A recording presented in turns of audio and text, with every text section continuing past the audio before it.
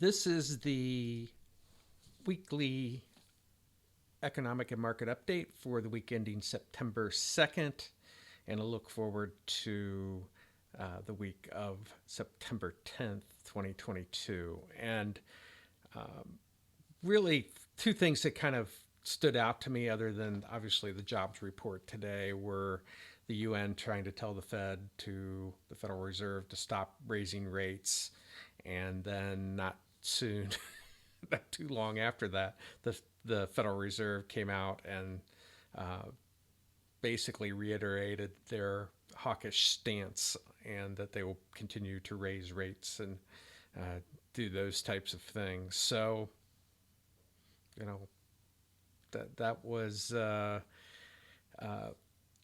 they set the tone, and that's such a big part, and they shouldn't be such a big part, but um, we'll get into that in other episodes. But when we look at uh, the way that people are looking at the market right now, remember the last couple of weeks we've been at some of the highest bearish sentiment for investors ever since they started recording such a thing.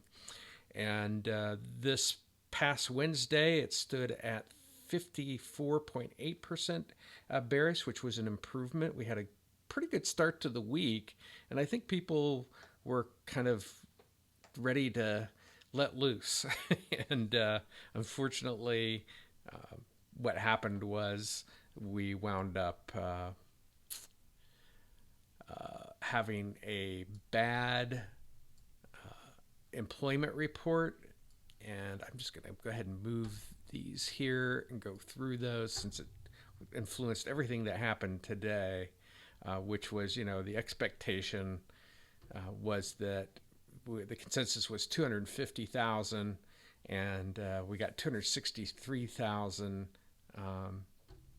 jobs added to the economy. Now, the interesting part to me is, 250,000 was actually a lower consensus estimate than any of the previous ones in a while. As you can see, we had 293 back in June, but 263. So they're lowering the expectations. But even when they lower the expectations, if you're above it, it gives you the basically the interpretation is that then the Fed will keep their hawkish stance.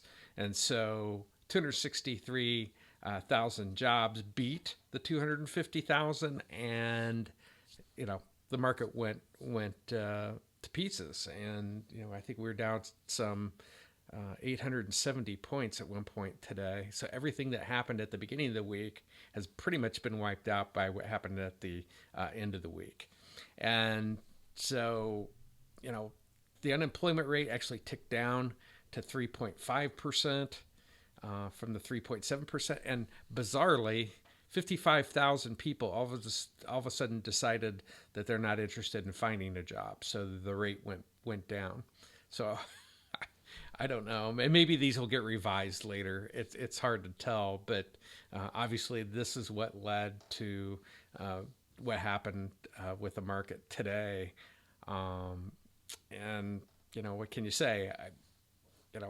People are trying to read the tea leaves of what the Federal Reserve is looking at, and free markets would be much better, because then people wouldn't be panicking one way or another. We just let the markets take care of themselves. But we like to over control things in organizations and in economies, because we can. Okay, let's take a look at the 10-year Treasury. And this obviously is such a big,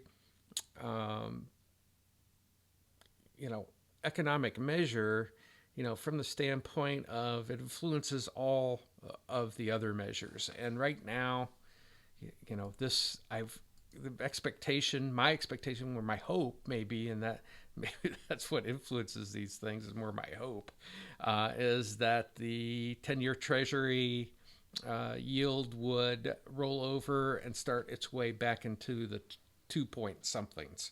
And right now we're at 3.89. Starts to get to 4, things, this is almost like a, a wagon wheel that's loose or something. I mean, the more it wobbles and continue or goes up to, let's say, 4%, the more the economy starts to wobble and things start to break. And at this point, my belief is that the Fed will remain hawkish until something breaks, and something will break.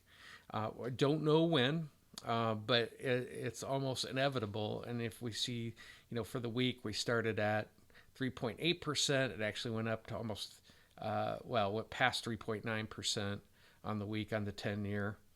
And, this is going to be something to watch per usual, and see what happens. And, if we look at the other thing that goes along that is really driving the economy is then the strength of the dollar. It kind of capped out up around almost 115, last week, and then come down, and that obviously drove the markets up. And now we're working our way back up there. Now, whether it goes back up, who knows? But as long as that continues to rise, and it will be influenced by more raises in the Federal Reserve rate and the quantitative tightening and all of those things. So, it's, and right now with the hawkish tone, it's probably going to head up. I mean, and again, this is going to cause other economies to break, and I think at some point they're going to scream. But whether the Fed pays any attention to them, who knows? They seem to be trying to do their best Paul Volcker, and as I've explained before, Paul Volcker had a little less than $1 trillion in debt, and we had now just surpassed this week $31 trillion. And you just can't do the same things that Paul Volcker did without making having something break in the economy. So here also is the PMI that came out earlier in the week. Not really even talked about, but because it went down, it kind of was one of the catalysts for the markets going up at the earlier part of the week, because the expectation would be 52.2, which was down from the 52.8 that we had the month before, but it went down to 50.9, and so we'll see what happens with the PMI too. And now if we look ahead to next week, this week was important because of the jobs report. Next week, there's a few things that come into play, and most of them happen, well, really almost all of them happen starting Wednesday through the end of the week, and that is the PPI, the Producer Price Index. That will come out. That will be reported. The FOMC minutes, are always listened to, but I think all you're going to hear is the same thing that we've heard before, which is the Fed is going to remain hawkish, because that seems to be their standard. They just need to put it on a tape recorder.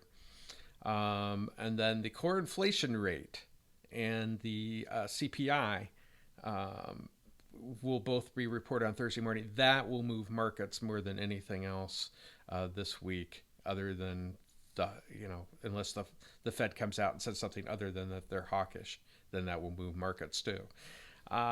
So the core inflation rate was, what do we got? 6.3%, which wasn't good.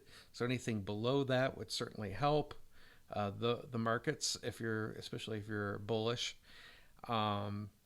From an inflation rate standpoint, 8.31. I think the consensus for this is 8.1. Yes, it is.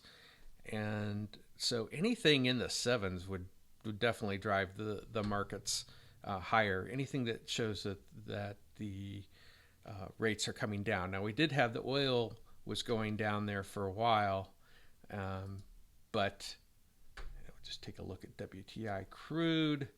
It started down, and that helped, And so for this reporting, we were on a downtrend.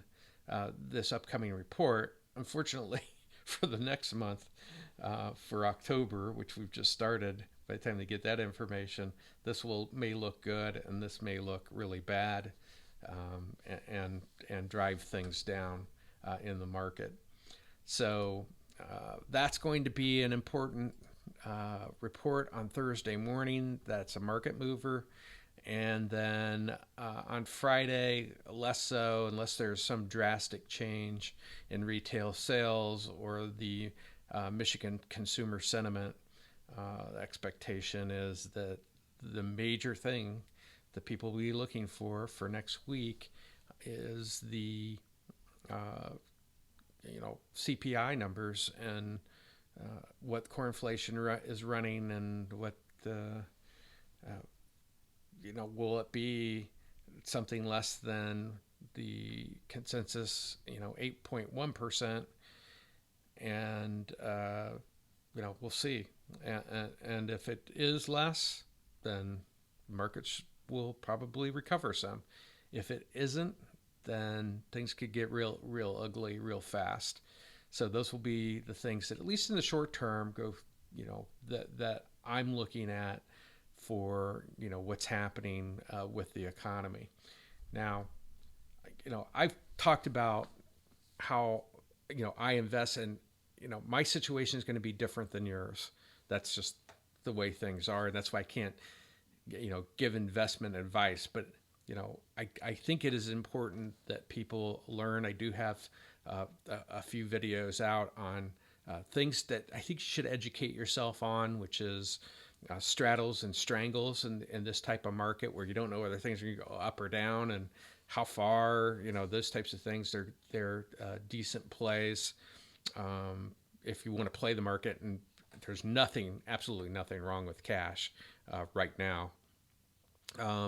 Also, the back spreads, whether it's a bull call back spread or a bear put back spread, I've got a number of those that I have working. And again, I don't put everything into option plays. I hold cash. I hold certain stocks that my expectation are more long term, that I believe that I just want to hold, either for dividends or because I think that they're attractively priced, where they are. And if they go down a little bit from where they are right now, I'm not worried about it, because I know that they're the right things. And I'm starting to look more at things like the consumer goods and consumer discretionaries. Consumer goods are plays that I make because people have to eat, and there's certain goods that you just have to buy. But the discretionaries are the ones that I'm playing more short, meaning my expectation is that those prices will go down. And the